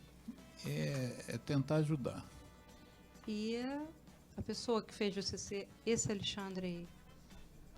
Isso, muita gente, mas Escolhe um. talvez a minha mãe tenha sido a mais... Que chama? Dolly. Então, hoje, se a gente estivesse numa atividade, eu ia dizer para o pessoal que está junto na atividade que quem está com a gente hoje aqui é o Alexandre de Jacarandá Menino, colaborador de Dolly. Porque esse é o Alexandre que está aqui. Entendeu? E aí a gente começa a trabalhar e é gostoso isso, porque faz as pessoas começarem a se perceber. Perceber sentimentos como a felicidade, mas também como a gratidão para a gente ser quem a gente é hoje. Não é? E chega uma hora que eu falo assim, você já tem um nome, agora você precisa se reconhecer, precisa se ouvir. E aí o Mauro, depois que fez isso, ele fez um outro equipamento, que é bem bacana, que para quem está olhando, ele chama-se reluneta. E a reluneta é uma luneta, né, onde a gente olha e a gente fica bastante tempo olhando. A gente já trabalhou na educação, na saúde, na sustentabilidade.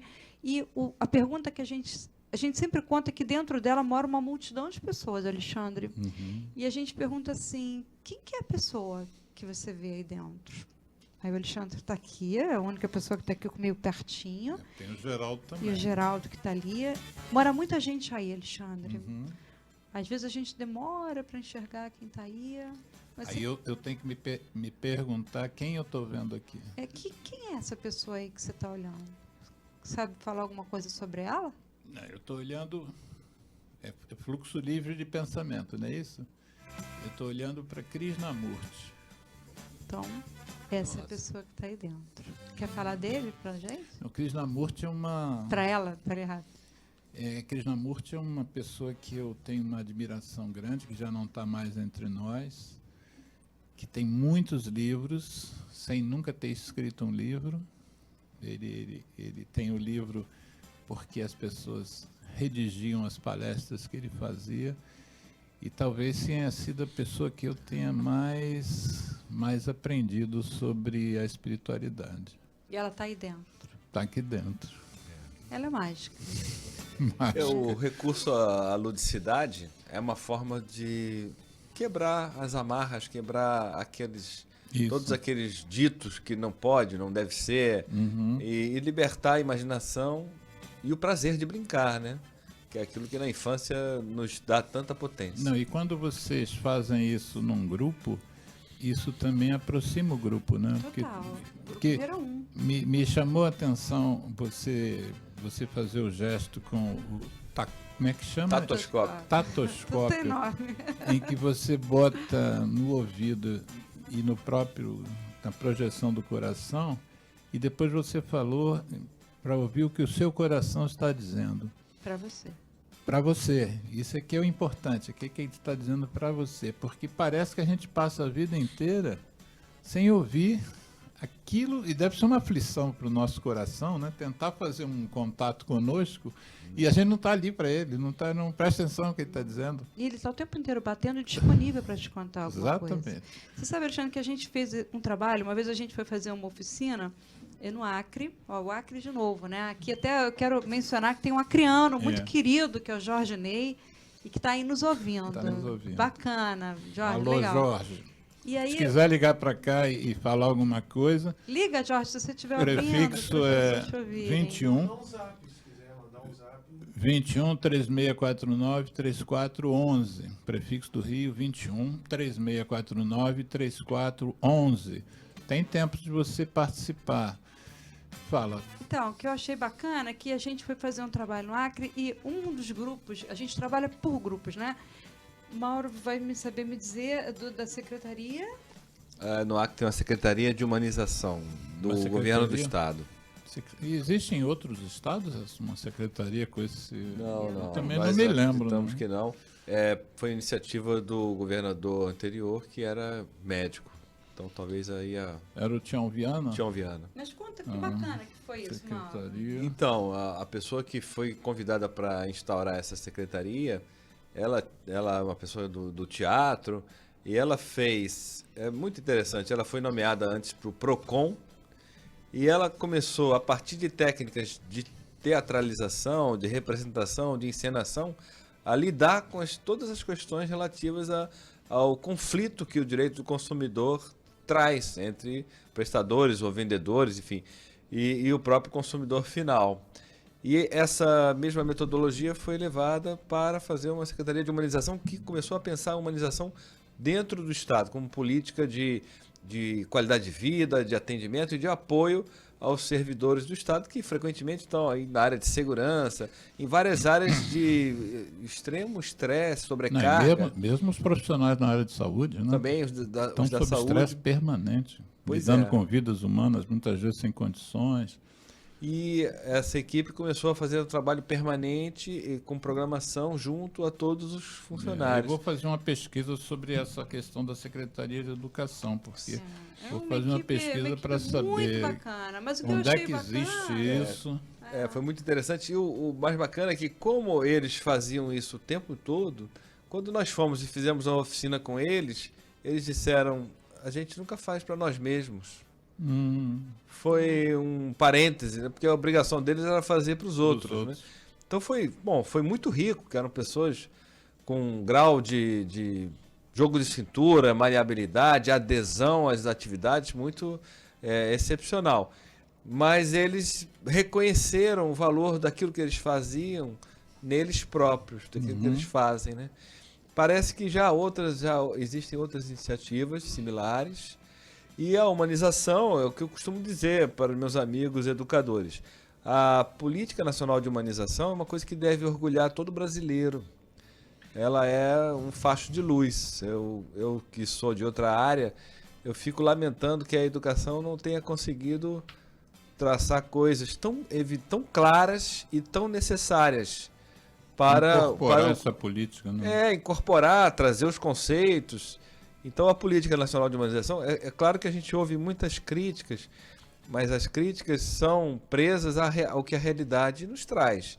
A influência do mercado, a automação, a automatização, a reprodutibilidade de tudo que há no mundo, uma tentativa de que a cura saia rapidamente. E a Política Nacional de Humanização... Rapidamente e sem esforço. Assim, e por um custo, né? Quando aquilo que é mais valoroso, ele não tem nem custo, né? Ele é individual, é a potência humana mesmo, né? E ela vem de dentro para fora. É o meu desejo de que algo semelhante seja feito para a área de educação também. Eu estou pensando, Mauro e Valéria, que a gente fala muito na área de saúde e é assim, ninguém questiona que é importante a promoção da saúde e é importante a prevenção das doenças, né? Então, por exemplo, na minha área do tabagismo, você não começar a fumar seria um salto de qualidade na sua qualidade de vida futura imensa se você não começasse a fumar. Mas ninguém insere esse outro aspecto dentro da ideia da promoção e da prevenção. Quer dizer, você, para se prevenir de adoecer, você, para querer ter saúde, você primeiro tem que ter direito, sentir que tem direito a isso, e você tem que entender que esse é um caminho interessante, porque senão você vai ouvir todos os discursos, todas as falas sobre você deve caminhar, você tem que caminhar 30 minutos, você tem que se exercitar 30 minutos por dia, você não deve comer muito alimento ultraprocessado, tem que diminuir o sal, você tem que maneirar na gordura, carboidrato você tira ou reduz o máximo possível, não fume, beba álcool com moderação. Toda que nenhuma dessas coisas está errada. Né? Todas essas mensagens são verídicas, são verdadeiras, mas você tem que englobar que você vai ser mais feliz se você fizer isso. Né? Como é que você vai... Tem que estruturar uma forma de você dizer para um menino de 14 anos ou de 13, que é a média de começar a fumar no Brasil, você dizer... Não, já passou para 16, a média, mas tem gente começando até com menos de 10 anos. É você dizer, você vai ser menos feliz se você dá chance a ele de comparar, não câncer com o fumo, mas felicidade com o fumo. O câncer está muito longe dele, a felicidade pode ser para hoje. E vocês ofertam esse tipo de... Porque eu sei que vocês fazem um trabalho muito forte em Volta Redonda. Fala um pouquinho desse trabalho que vocês fazem lá. Volta Redonda, Barra Mansa e Resende, é filho novo, né, Mauro? Em Volta Redonda, nós conhecemos uma ONG chamada Singulares, que trabalha com jovens sobre discutindo questões próprias da juventude e da adolescência.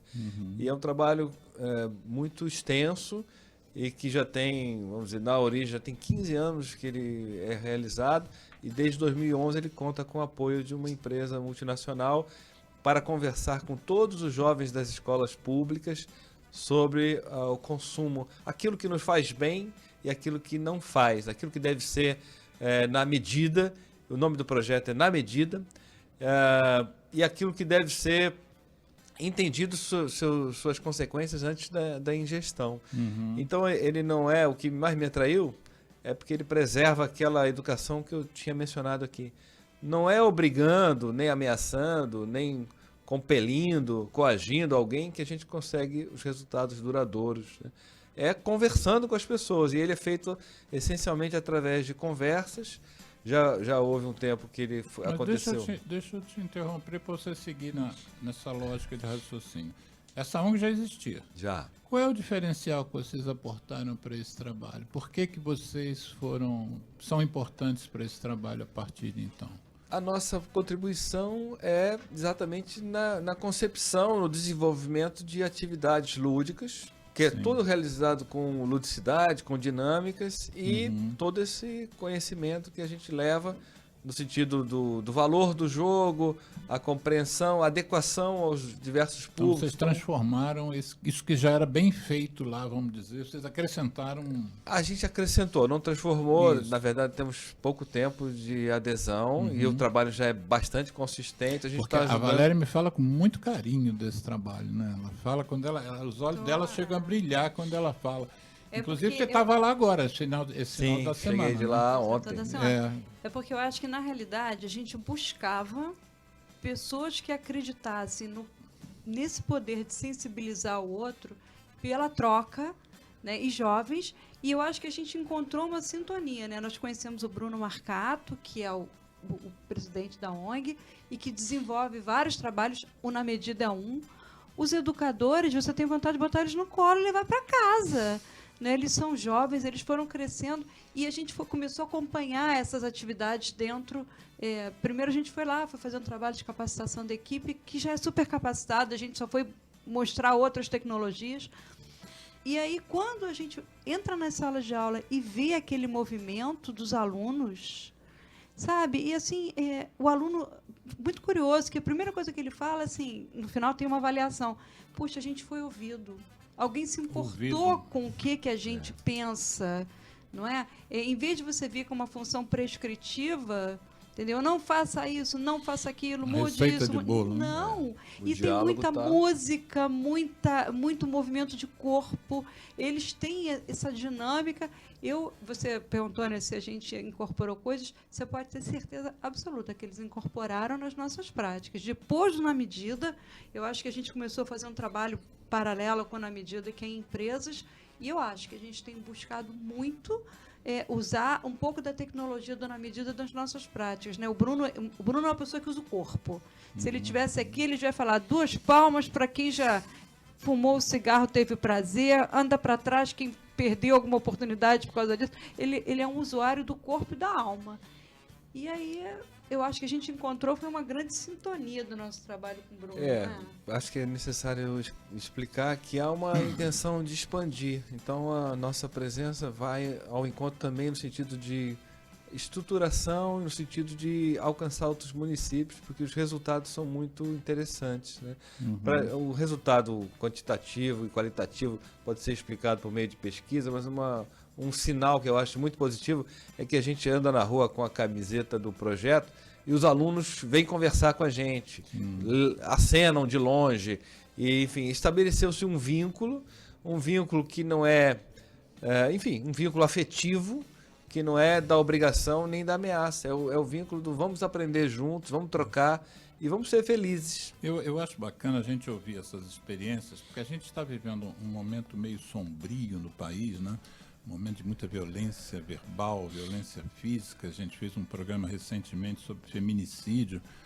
Então, quando a gente imagina, né? Fizemos 2 programas seguidos sobre racismo e preconceitos, os 2 últimos programas, aliás. Então, quando a gente imagina que o mundo está caótico, que o nosso país está hiper caótico, a gente vê que tem alternativas, né? Como esse trabalho de vocês, esse pensar de vocês, e é o que a gente, às vezes, eu particularmente, sinto muita falta. É de você abrir um jornal, você vê um programa de entrevistas na TV e você vê alguém falando algo que seja para o bem das outras pessoas, mas sem que ele esteja ali querendo dizer que o que o outro faz está errado. Existe um caminho, olha esse caminho aqui. Por que a gente não pode fazer esse caminho, mais sutil, né? Me parece um caminho mais gentil, mais delicado. Mais respeitoso. Mais respeitoso, a proposta de você ouvir o outro. Já pensou? Que coisa mais fantástica. Hoje em dia todo mundo quer falar, não quer ouvir, né? E esses meninos, esse foi o grande prêmio deles, né? Além de tudo que vocês fizeram para eles devem ter saído da atividade, já que eles disseram que nós fomos ouvidos como um dos pontos altos do processo. Quanta coisa esse menino não tem para dizer, né? E a gente não está dando espaço para eles dizerem. Eu tenho comparado esse movimento que a gente vê no mundo e na política com aquilo que algumas pessoas entendem que vai ser a solução. É a eliminação. Vamos eliminar essa faceta, vamos eliminar a voz, ou vamos eliminar as pessoas, ou vamos eliminar tal movimento. E quando a gente coloca lá a conversa e o diálogo como essenciais, assim, é porque para que haja conversa, primeiro o outro tem que existir.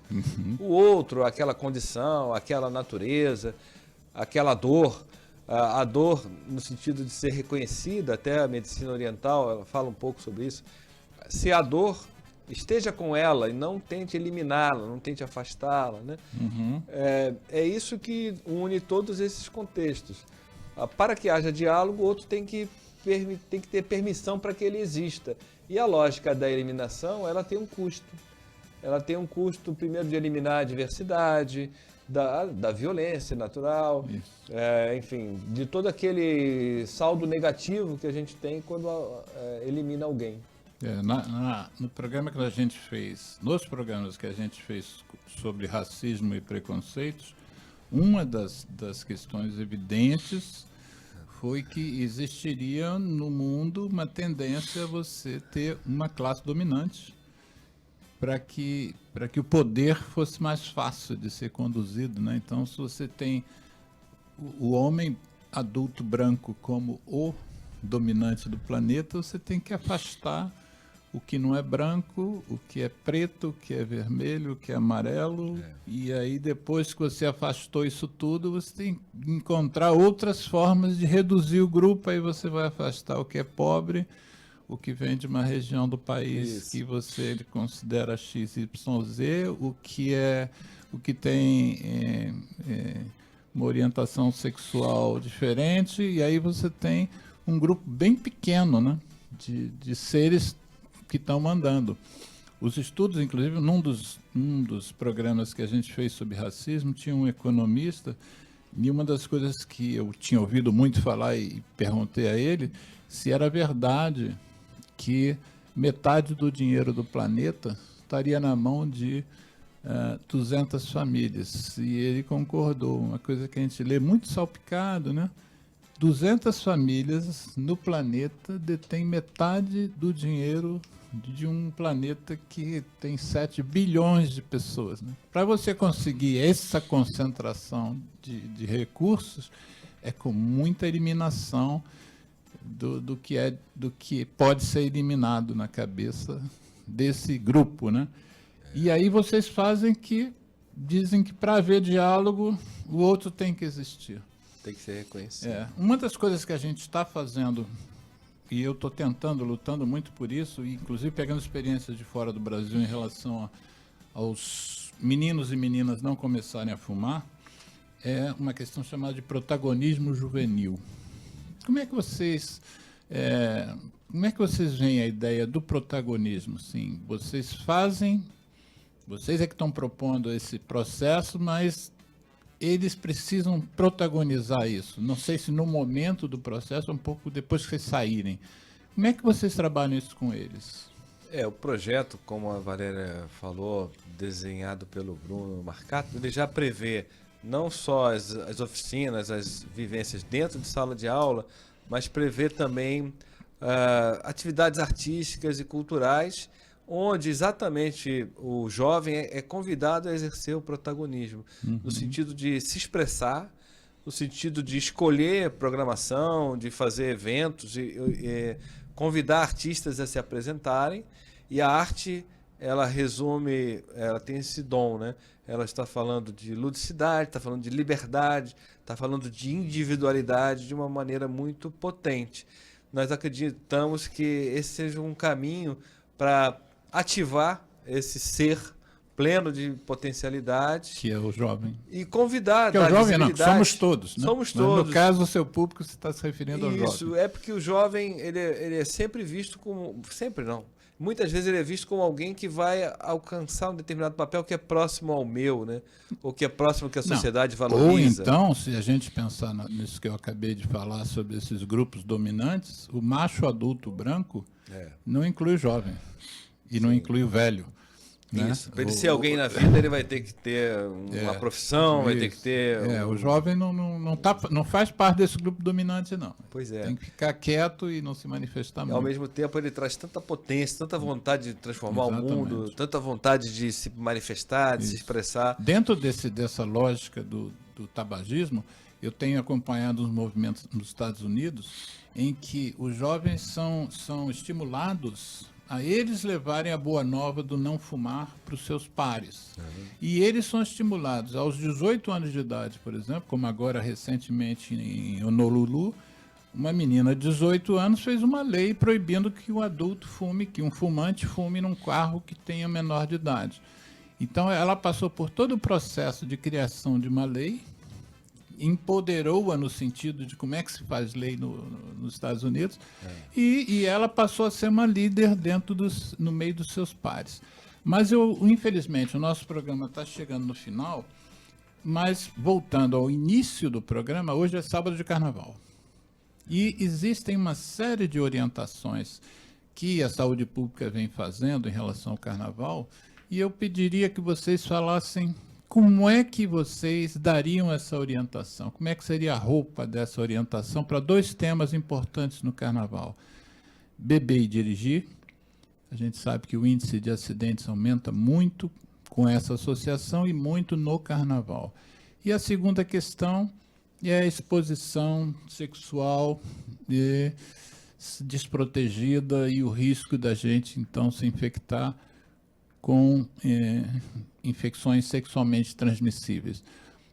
No espírito do trabalho de vocês, como é que seria uma campanha que a gente pudesse hoje, no sábado, estar soltando para reduzir o impacto dessas duas situações? Eu ouvi uma vez, Alexandre, uma pessoa que trabalha em setor de emergência, em hospitais públicos, né? Ele disse o seguinte: se as pessoas viessem assistir na sala de espera o que acontece com a emergência, principalmente ligadas a acidentes, elas pensariam 2 vezes antes de beber e dirigir, né? O que eu vejo nessa afirmação? É que é necessário conhecer, estar presente e não negar uma realidade, né? Talvez esse fosse uma síntese de uma tentativa para nos sensibilizar em relação a esse consumo indevido. Nós, nesse projeto, o projeto Na Medida, ele defende que as pessoas devem crescer em autonomia e em autopercepção. É claro que há uma lei, a lei torna crime um menor de 18 anos ingerir. Mas a lei é fruto dessa percepção de que precisava se fazer alguma coisa, né? Assim como também punições para aqueles que dirigem sob efeito do álcool. Além da lei, você está lembrando bem, nós precisamos nos imbuir da percepção, a percepção do valor que é manter a vida, manter a própria vida, manter a vida dos outros. Isso. E vou acrescentar mais, sem perder nada do que o carnaval pode oferecer, né? Muita alegria, muita diversão, muita música, enfim, conhecer pessoas, namorar quando for o caso, e fruir tudo isso, não só no Carnaval de 2019, mas no Carnaval de 2020 e ao longo do ano todo também. E você, Valéria, como é que você levaria isso para uma multidão de foliões? Acho que eu ia fazer um convite para que a gente fizesse um bloco de carnaval, porque eu adoro carnaval e amanhã, com absoluta certeza, estaremos lá, né? Vamos fazer o bloco do A Gente Pode Fazer Diferente. Entendeu? Eu acho que seria um desafio legal. Eu vou curtir pra caramba, porque eu adoro carnaval, mas eu vou fazer a diferença, né? Eu estive falando essa semana para uma empresa sobre a questão das ISTs, né? E 340 milhões de novos episódios de infecções sexualmente transmissíveis a cada ano. E eu não quero estar nesse número. Eu não vou fazer parte. Hashtag, tô fora desses 340 milhões. E mais, a gente sempre gosta de lembrar que a camisinha é essencial. Bom, mas a camisinha eu já sei. O que mais a gente tem que fazer de essencial, né? Na dúvida, faz o teste. Você pode estar nesse grupo, né? O mote dessa semana que a gente usou a infecção não tem cara. Então, qualquer um de nós pode estar lá. E mais, eu posso não estar doente, mas eu posso estar infectado, e o outro não tem nada a ver com isso. Então, eu tenho que fazer isso por respeito a mim e respeito ao outro. Isso se aplica também à questão do acidente de trânsito com o indivíduo que havia bebido, né? Quer dizer, mesmo que fosse só para ele bater num poste e morrer, mesmo assim a gente teria que se esforçar para evitar que essas mortes ocorram. Mas isso fica ainda mais impactante quando esse indivíduo tira a vida de uma outra pessoa que estava só atravessando a calçada, estava só virando a curva no carro e se depara com esse tipo de, enfim, essa não prevenção, né? Mas isso eu acho que é fruto também, quando a gente pensa na prevenção das doenças, no caso, na prevenção de um acidente, na prevenção de uma infecção sexualmente transmissível, isso também parte da questão da felicidade, né? Se a gente tivesse mesmo intuído do que o nosso objetivo seja, um dos objetivos mais importantes da vida é que a gente seja feliz, a felicidade não pode bater com você tendo uma infecção, por exemplo, que você vai precisar, se você tiver 20 anos, tomar remédio por mais 40 anos. Né? Quer dizer, a felicidade não pode ser só vista como um prazer. Felicidade é muito mais que um prazer, né? Felicidade, enfim, aquilo que você disse sobre indivíduos vivenciar um acidente de trânsito, as consequências do acidente, isso provavelmente faria com que ele percebesse, será que eu vou estar sendo tão feliz, 40 anos, precisando ser cadeirante, se eu poderia não ter necessidade de me expor e virar um cadeirante? Não os indivíduos que são cadeirantes por uma impossibilidade qualquer, mas uma por opção. Eu bebi o suficiente para bater com o carro e fazer uma lesão, um trauma de medula. Mas isso é talvez porque a gente não tenha introjetado o prazer, o prazer da vida, né? O prazer de viver, que é muito maior do que pequenos momentos fugazes. Né? Você sabe que uma história da experiência, nos Estados Unidos, eles fizeram uma lei que propiciava uma redução da pena de um apenado que já estava dentro do sistema, cuja função dele era pegavam menores e pequenos delinquentes que eram presos e eles tinham uma opção. Você vai fazer isso aqui que a gente vai liberar você. Isso aqui era o seguinte, colocavam esses meninos delinquentes numa prisão que tinha um apenado que faria um terror com eles durante 7 dias. Então, durante 7 dias, o sujeito fazia terror, com todo tipo de ameaça, à noite, e ele se beneficiava daquele terror abatendo a pena, para que os meninos vissem o que é viver 7 dias num sistema prisional. E quando eles foram avaliar e monitorar aquele resultado, o benefício daqueles meninos é que eles nunca mais queriam passar por aquela situação, porque aquela situação era muito degradante, era trágica. Enfim, nós não temos a capacidade de ver o que seria. Eu fico imaginando se os meninos brasileiros que cometem delitos com 18 anos, que já podem ir para o sistema, se eles soubessem o que é a vida no sistema, né? As pessoas não sabem o que é você viver tendo que tomar medicação para o HIV para o resto da sua vida, por enquanto. É uma doença que está sob controle, mas que ainda não tem cura.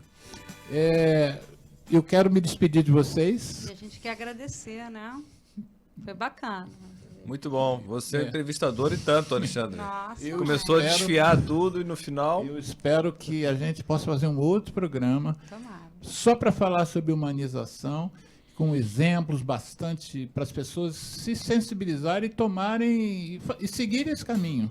Não só para si, mas como atividade profissional também. Profissionais de saúde precisam ouvir isso. Grande abraço a todos, bom carnaval. Bom carnaval. Cuidado Obrigado. com a associação álcool e direção e cuidado, prevenção para as ISTs. ZYU 201, Associação Comunitária Nossa Senhora de Copacabana, 98,7 FM, Rua Hilário de Gouveia, 36, nono andar, Copacabana, Rio de Janeiro. Telefone 3649-3411. E-mail